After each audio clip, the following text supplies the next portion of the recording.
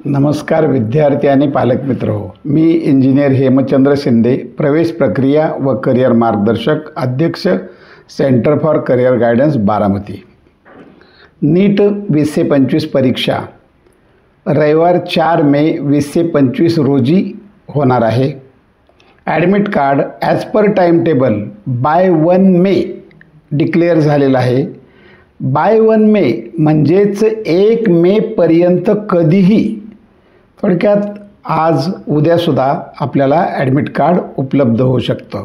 नीट परीक्षेला असंख्य विद्यार्थी बसतात आणि सर्वसाधारणपणे टेन्शन येणं हे साहजिक आहे, परंतु आपण 3 गोष्टी समजून घ्या, आपलं टेन्शन निश्चितपणे थोडंसं कमी होईल। सगळ्यात पहिली गोष्ट, मी राज्यभर फिरताना अनेक व्याख्यानामधून विद्यार्थ्यांशी संवाद साधताना लक्षात आलं की नीट परीक्षेबद्दल कारण नसताना अनेक गैरसमज पसरलेले आहेत आणि त्याचंच मोठं प्रचंड असं दडपण विद्यार्थ्यांच्या मनावर येतं।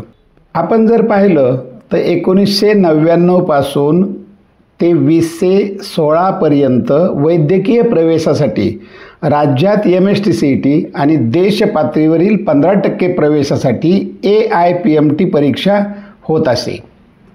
व्याख्यानामधून माझा विद्यार्थ्यांना नेहमी एक प्रश्न असायचा, MSTCET मोठी की नीट परीक्षा मोठी? तर उत्तर लगेच येतं नीट परीक्षा। आणि जर कारण विचारलं का बरं, तर लगेच नीट परीक्षा 720 गुणांची आणि MSTCET परीक्षा 200 मार्कांची।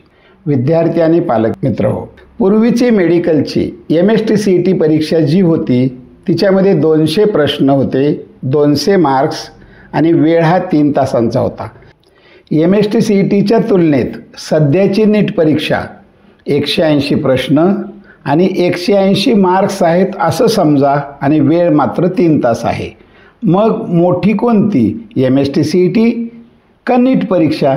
पण तुमच्या मनात पुन्हा प्रश्न, सर नीट परीक्षा 720 गुणांची आहे, 180 गुणांची नाही। मुळात 180 प्रश्न आणि एका प्रश्नाला 4 गुण दिलेत म्हणून नीट परीक्षा 720 गुणांची झाली आणि म्हणून नीट परीक्षा मोठी होत नाही। MSTCETमध्ये एक प्रश्न त्याला 4 गुण जर दिले असते तर ती परीक्षासुद्धा 800 गुणांची होईल। तर निगेटिव्ह मार्किंगचा नियम काय आहे, तर एखाद्या प्रश्नाचं जर उत्तर चुकलं तर सर्वसाधारणपणे 25% गुण वजा होतात। समजा आपण 1 गुण ठेवला तर एका गुणासाठी प्रश्न असल्यास 0.25 गुण वजा होतील। हे आपण लक्षात घेतलं पाहिजे। जनरली ज्या परीक्षेला 1 लाखापेक्षा जास्त विद्यार्थी बसतील त्यांना मिळालेले गुण हे पूर्णांकात यावेत म्हणून एका प्रश्नास 4 गुण दिलेले असतात। उत्तर चुकल्यास 25% गुण म्हणजे 1 गुण वजा होतो। समजा 180 प्रश्न, एका प्रश्नास 1 गुण असं असतं तर एखाद्या विद्यार्थ्याला मिळालेले मार्क्स हे कसे असू शकतात? 170.25, 170.50, 170.75 असे मिळाले असते। एकंदरीत काय, मिळालेले मार्क्स पूर्णांकात यावेत म्हणून एका प्रश्नात 4 गुण दिलेले असतात आणि त्यामुळं 720 मार्क हे पहिलं टेन्शन दूर करा। क्षणभर परीक्षा 180 मार्काची आहे असंच गृहीत धरा। देशभरामध्ये काही परीक्षांसाठी 33% गुण वजा केले जातात। प्रश्न चुकला 33% गुण वजा होतात। अशा वेळी एका प्रश्नास 3 गुण दिलेले असतात। मनावर प्रचंड दडपण येण्याचं दुसरं कारण, सर ही देश पातळीवरील परीक्षा आहे, 23-24 लाख विद्यार्थी परीक्षा देतात, प्रचंड स्पर्धा आहे। मान्य आहे, स्पर्धा आहेच, पण महाराष्ट्रातील विद्यार्थ्यांनी काही गोष्टी व्यवस्थित समजून घेणं गरजेचं आहे। आपल्याला सगळ्यांना माहीत आहे MBBS, BDS, BAMS, BHMS जे शासकीय प्रवेश असतात त्यामधील 15% जागा ह्या देशपातळीवरील म्हणजेच ऑल इंडिया कोटा आणि 45% जागा ह्या राज्यस्तरीय कोटा म्हणून असतात। पण आपल्या राज्यातील MBBS, BDS, BAMS, BHMS private कॉलेजमधील प्रवेश हे मात्र MBBS, BDS 85% राज्यस्तरीय म्हणजेच स्टेट कोटा, तसेच राज्यातील BAMS, BHMS 70% स्टेट कोटा या सर्व जागा ह्या महाराष्ट्रातील विद्यार्थ्यांसाठीच उपलब्ध होतात. महाराष्ट्र राज्यातून 10वी आणि 12वी परीक्षा आणि राज्याचं डोमिसाईल असणाऱ्याच विद्यार्थ्यांना महाराष्ट्रातील जागा दिल्या जातात. एकंदरीत काय तर महाराष्ट्र हे क्लोज स्टेट आहे. राज्याच्या बाहेरील विद्यार्थ्यांना आपल्या राज्याच्या कोट्यातून प्रवेश मिळू शकत नाही. माझ्या भाषेत जर सांगायचं झालं तर ऑल इंडिया रँक म्हणजे काय तर परीक्षा दिल्यानंतर प्रत्येक विद्यार्थ्याला देशपातळीवरील देण्यात येणारा रँक. समजा 24 लाख विद्यार्थी परीक्षेला बसले तर 1 ते 24 लाख विद्यार्थ्यांना सिंगल लाईनमध्ये उभा केल्यानंतरचा देण्यात येणारा क्रमांक, म्हणजेच माझ्या भाषेत तिरुपतीपासून बारामतीपर्यंत सिंगल लाईनमध्ये उभा केल्यानंतर जो क्रमांक असतो त्याला आपण ऑल इंडिया रँक म्हणतो. आणि स्टेट मेरिट लिस्ट नंबर म्हणजे राज्यामध्ये रजिस्ट्रेशन ज्यांनी केलं त्या विद्यार्थ्यांना देण्यात येणारा क्रमांक. माझ्या भाषेत महाराष्ट्र राज्यातील विद्यार्थ्यांनी रजिस्ट्रेशन केल्यानंतर शिर्डीपासून बारामतीपर्यंत सिंगल लाईनमध्ये उभा केल्यानंतरचा मिळणारा जो रँक आहे त्याला म्हणतात स्टेट मेरिट लिस्ट नंबर. मग एकंदरीत काय तर देश पातळीवरच्या तिरुपतीच्या लाईनमधील एकही विद्यार्थी माझ्या महाराष्ट्र राज्यातील शिर्डीच्या लाईनमध्ये प्रवेशासाठी येऊच शकत नाही. ही राज्यातील विद्यार्थ्यांसाठी अतिशय समाधानाची बाब आहे.